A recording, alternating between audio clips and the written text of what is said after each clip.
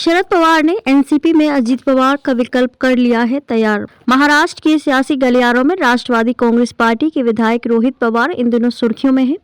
रोहित की चर्चा में आने की दो वजह भी हैं। पहली वजह बारामती एग्रो के एक मामले में ईडी का समन है।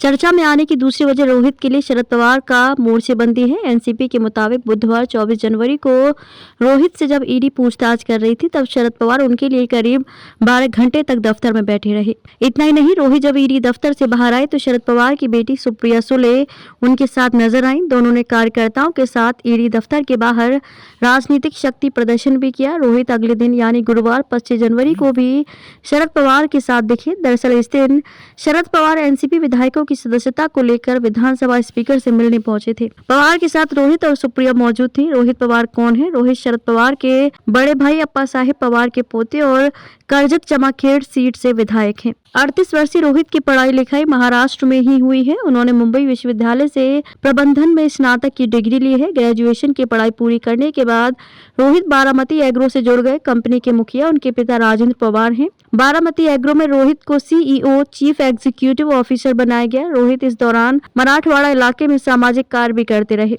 2017 में उन्होंने पुणे जिला परिषद का चुनाव लड़ा और भारी अंतर से जीत हासिल की। 2019 विधानसभा चुनाव में शरद पवार ने रोहित को करजत जामखेड़ सीट से चुनाव में उतारा। इस सीट पर 1995 से बीजेपी का कब्जा था। रोहित ने 2019 में इस सीट पर बीजेपी के उम्मीदवार और देवेंद्र फडणवीस कैबिनेट मंत्री रहे राम शिंदे को हरा दिया। कहा जाता है कि 2019 में महाविकास अघाड़ी, कांग्रेस, शिवसेना और एनसीपी का गठबंधन बनाने में भी रोहित ने अहम भूमिका निभाई थी। रोहित वर्तमान में महाराष्ट्र क्रिकेट एसोसिएशन के अध्यक्ष भी हैं।